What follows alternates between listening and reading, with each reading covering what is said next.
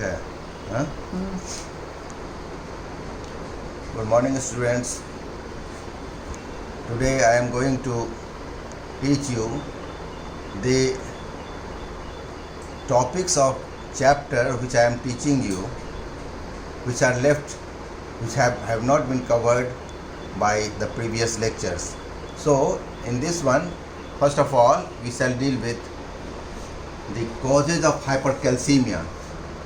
As you know, the metastatic calcification, which was dealt with in the intracellular accumulation, is produced only in presence of hypercalcemia, that is increased serum level of calcium. So you must know the causes of hypercalcemia which may produce the metastatic calcification. So the causes may be broadly categorized into 6 types. The first one is increased secretion of parathyroid hormone. You have learnt in your physiology how the calcium homeostasis is maintained by the parathyroid hormone and vitamin D, all those things. So increased secretion of the parathyroid hormone with subsequent bone resorption causes the increased level of calcium, as occurs in the hyperparathyroidism caused by parathyroid tumors. Second one is the ectopic secretion of parathyroid hormone related protein by the malignant parathyroid tumors.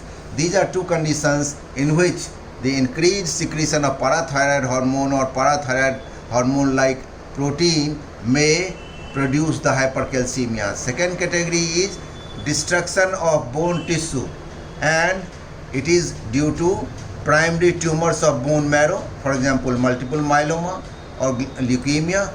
Second, it may be due to the diffuse skeletal metastasis, as occurs in the case of breast cancer. Third, it may occur due to the accelerated bone turnover in diseases like Paget's disease of bone. And fourth one is the immobilization of limbs in casts. So these are different conditions in which there is destruction of bone tissue, and that causes the hypercalcemia. Third category is the vitamin D related disorders. Number one is the vitamin D intoxication. Number two is the sarcoidosis. Sarcoidosis is a condition in which the macrophages activate vitamin D precursors, and that causes the hypercalcemia. You must have this knowledge, you must have in your brain that sarcoidosis is one of the conditions producing hypercalcemia. Now third one is the idiopathic hypercalcemia of infancy. This is also known as Williams syndrome, and it is caused by abnormal sensitivity to the vitamin D. That causes the hypercalcemia. Fourth category is the renal failure. In the renal failure, there is loss of the phosphate, and this phosphate loss, which causes hypophosphatemia, causes the secondary hyperparathyroidism, and this leads to the hypercalcemia. The fifth category is the aluminum intoxication. It occurs in patients on chronic renal dialysis, and there occurs the hypercalcemia. Sixth and last category is the milk alkali syndrome. The milk alkali syndrome occurs due to excess intake of antacids containing increased amount of absorbable calcium. So all these are different causes of the hypercalcemia.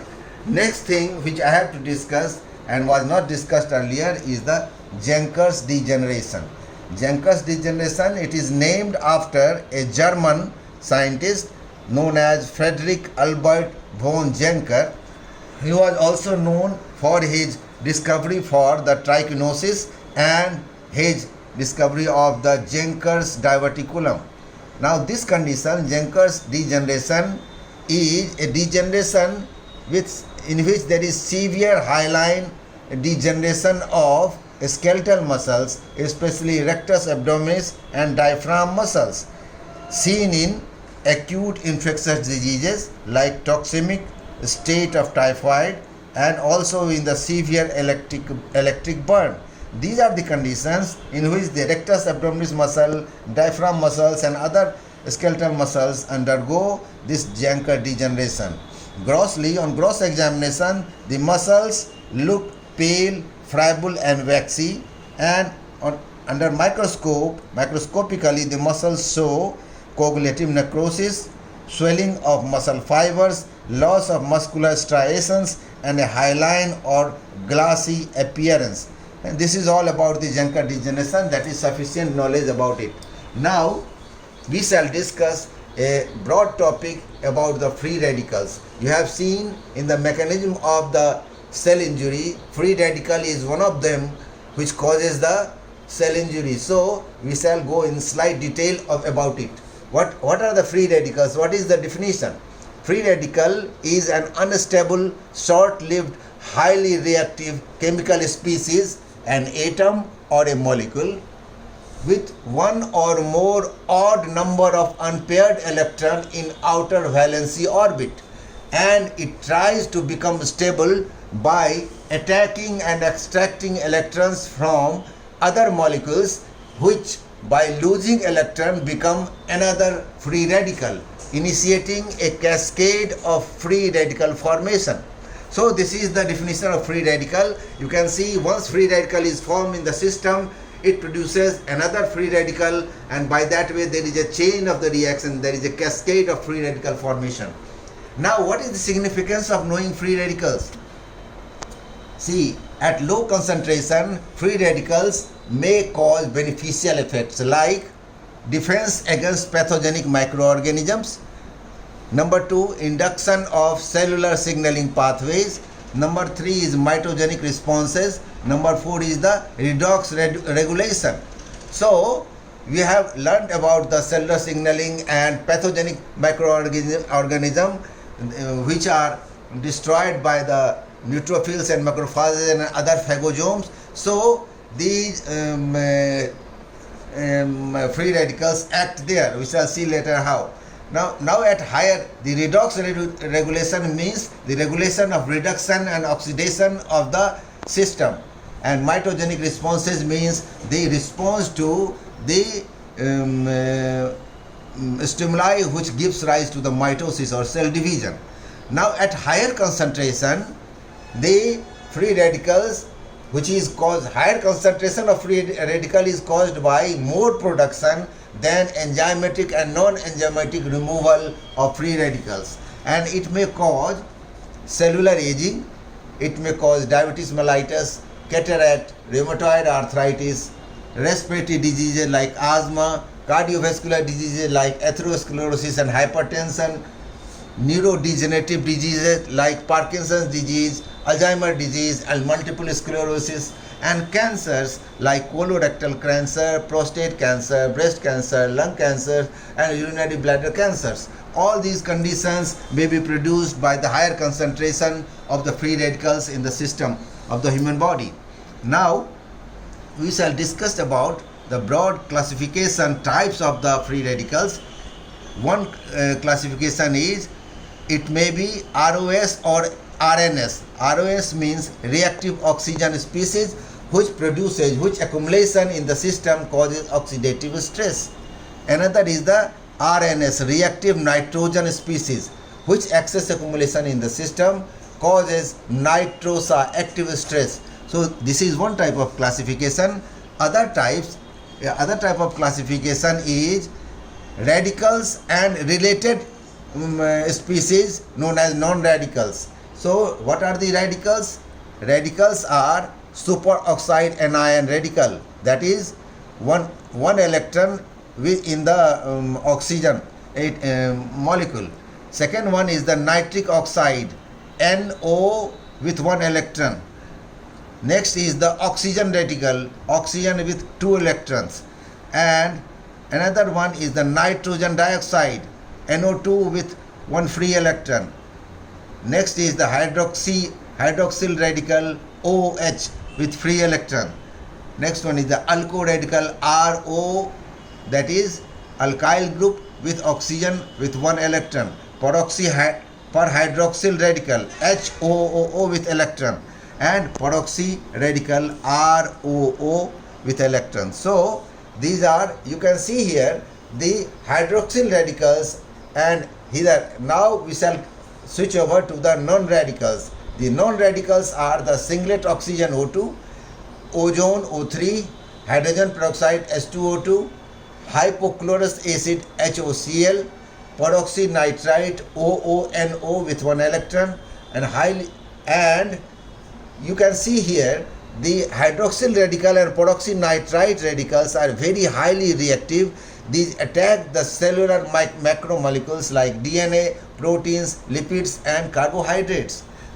While the hydrogen peroxide, which is also produced in the system, is more stable molecule, and superoxide anion radical is less reactive. Now we shall switch over to the process of free radical generation. Now in the system, in the cell, partially reduced intermediates due to imperfect electron transfer to O2 in electron transport system transfer electrons to various chemical species like atoms or molecules, and we can see how it changes the different types of the free radical. Here you can see when oxygen accepts one electron, it is converted into superoxide anion. When it accepts, the superoxide anion accepts one electron, it is converted into hydrogen peroxide. When it accepts one electron, it is converted into hydroxyl radical, and when hydroxyl radical accepts one electron, it is converted into water. So this is the accumulation, this is the acquisition of electron by which these changes occur. Now we shall discuss in some detail about further changes and enzymes responsible for that. Here you can see oxygen, after being combined with nitric oxide ion, is converted into highly reactive peroxynitrite radical, and as you saw earlier, along with the hydroxyl radical, this is very highly reactive chemical species. Now here you see how oxygen is converted into the superoxide anion. It is converted by the NADPH oxidase or xanthine oxidase. NADPH oxidase is present in the plasma membrane multiprotein complex of the cell, and xanthine oxidase is present in the phagosomes. Phagosomes means the phagocytic particle present in the cell of the phagocytes like neutrophils and macrophages, and these cause the killing of the bacteria. We shall see about it later. Here you can see the NADPH oxidase is an enzyme which is regulated by the hormone. It is a hormonally regulated enzyme. Now O2, once it combines with the nitric oxide in presence of nitric oxide synthase, it is converted into peroxynitrite radical, as you already saw and I have already discussed. Now nitric oxide comes from where? What is the source? It is retrieved by the conversion of the L-arginine into the citrulline, which gives rise to the nitric oxide, and this in presence of nitric oxide synthase, it converts the oxygen into the highly reactive peroxynitrite radical. Now here you see the hydrogen peroxide, after being added the chloride ion in presence of myeloperoxidase present in the which is a lysosomal enzyme, it is converted into the hypochlorous acid. Now this hypochlorous acid, it kills the bacteria in phagosomes, that is neutrophils and macrophages, and this is known as the oxygen dependent bactericidal effect of the phagocytes. There is another method which is known as oxygen independent bactericidal effect, which is produced by the lysosomal enzyme activation by decreased pH. So by these methods the phagocytes kills the bacteria. Now we shall switch over to the how the free radical formed in the system, cell or tissue is removed from the system, which is also known as the scavenging system. You see here the oxygen is converted into superoxide anion. Now this superoxide anion, which is less active ion which destroys the cellular material, it is spontaneously converted into the hydrogen peroxide, which is an stable molecule, and this reaction occurs in presence of two molecules of water and release of a molecule of oxygen. This process is spontaneous, occurring in the system. Another mechanism is the superoxide dismutase enzyme. After taking two atom of the hydrogen, this superoxide anion is converted into a molecule of hydrogen peroxide in presence of superoxide dismutase enzyme. This enzyme is of two types. The mitochondrial enzyme requires the manganese, so this SDM, that is superoxide dismutase, is known as SDM-Mn, that is mitochondrial, and SDM copper and zinc, which is present inside the cytosol, it is known as the cytosolic SDM. Sorry. Another enzyme which converts the superoxide anion into the hydrogen peroxide is the oxidase, which is present inside the peroxisome. Now, this hydrogen peroxide is converted into the water. Hydrogen peroxide is also reactive to the cell, so it is converted into the inert molecule of water by the glutathione peroxidase. That is one method. Another method is the peroxisomal catalase. Catalase is present inside the system or cell which is converting the hydrogen peroxide by loss of a molecule of the oxygen into the water, and this enzyme catalase is the most active enzyme of biologic system. It catalyzes almost 1 million reactions in 1 second, that you may understand how much it is active, this enzyme. So by this method the hydrogen peroxide is being converted into water. Another, as I told you, is by the catalytic action of the glutathione peroxidase, which is present inside the mitochondria and also in the cytosol. Now this enzyme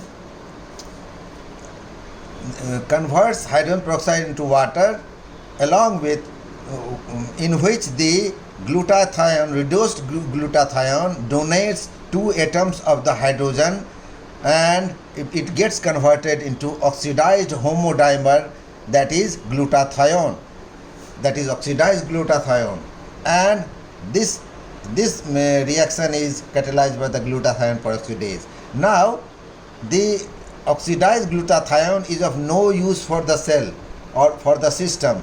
The cell or system requires the reduced glutathione, so the reduced glutathione is retrieved or converted from the oxidized glutathione in presence of the glutathione reductase, and this reaction requires a molecule of NADPH2, which is converted into NADP. Now you can see here also the hydrogen peroxide is converted into 2 radicals of the hydroxyl radicals, 2, and this occurs by 2 mechanisms. One mechanism or one reaction is known as Haber-Weiss reaction. In this Haber-Weiss reaction, the hydrogen peroxide takes 2 molecules of the superoxide anion and it gets converted into 2 molecules of the hydroxyl radicals. Another reaction is known as Fenton reaction. This Fenton reaction, in this reaction, the oxidized reduced iron, that iron is a transition metal, it has always tendency to accept and donate the electron. So this iron, which is reduced, it gets converted into the oxidized iron by donating the electron, and along with this oxidized reduced iron is formed by the displacement from the ferritin molecule.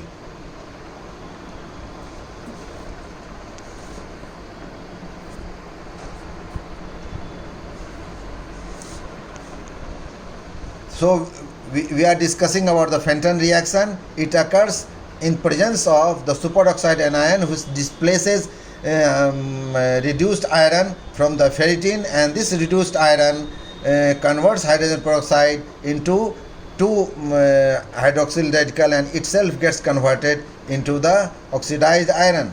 And you can see here the water is also converted into the hydroxyl iron in presence of the ionizing radiation, that is the process of hydrolysis.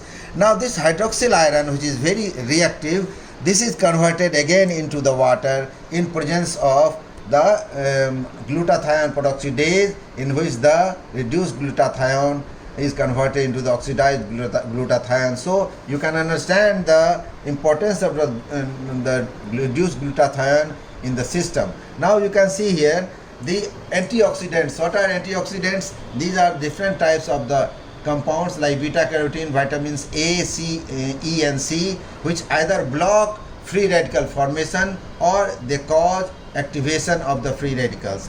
By that it decreases the level of the free radicals in the system. Okay, thank you.